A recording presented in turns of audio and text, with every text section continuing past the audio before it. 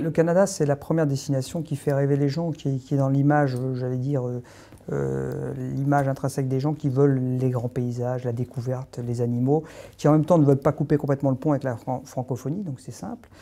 C'est la destination qui fait rêver parce que voilà, on va se retrouver à canoë faire du canoë sur un lac, on va se retrouver à se balader au milieu des animaux, on va aller faire une excursion, aller voir les baleines, bien sûr, à Tadoussac. C'est une ville très dynamique, très vivante, très active, qui bouge beaucoup, il y a beaucoup de choses à faire, donc c'est assez agréable. C'est le point d'entrée, donc souvent les gens arrivent à Montréal ou à Québec si on a des vols directs, notamment avec certains partenaires comme Air Transat, mais le point d'entrée c'est souvent Montréal, donc les gens passent quelques jours là-bas et ensuite la deuxième destination principale ça va être Québec. Alors Québec c'est à l'opposé, mais c'est la ville fortifiée, c'est un petit bijou d'architecture, voilà, dans les deux cas c'est le fleuve Saint-Laurent qui est majestueux, qui est en contrebas et qui domine ces deux villes.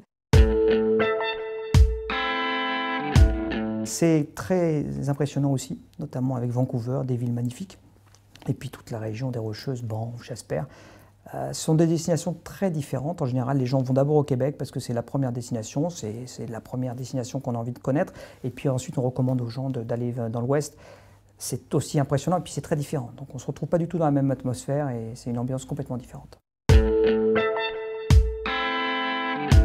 C'est la période un peu grandiose, hein, c'est ce qu'on appelle l'été indien, c'est-à-dire c'est tout d'un coup les arbres qui se transforment, et les couleurs magnifiques, des paysages extraordinaires, des couleurs extraordinaires bien sûr, et puis c'est l'avant-hivernage qui dure très longtemps au Canada, donc c'est une période j'allais dire, on a l'impression que c'est une dernière vie, un souffle de vie avant que tout se retombe, et donc des couleurs qu'on connaît, qu'on a vues je pense tous dans des reportages avec des couleurs qui vont du jaune au rouge foncé, une multitude de couleurs, les arbres avec et les érabliers notamment avec leurs feuilles magnifiques. Voilà, c'est spectaculaire.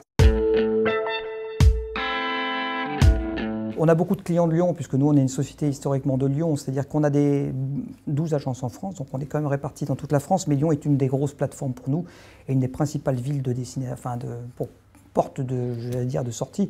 Il y a plusieurs moyens. Il y a l'aéroport de Lyon, bien entendu, avec des vols directs, hein, avec Transat, qui propose des vols directs sur la saison été. Vous avez, bien entendu, l'aéroport de Lyon pour tout ce qui est connexion via Paris, donc c'est avec Air France et puis d'autres compagnies. Lyon est une porte de sortie assez importante pour nous et les gens prennent souvent l'avion, soit à vol direct, soit via Paris.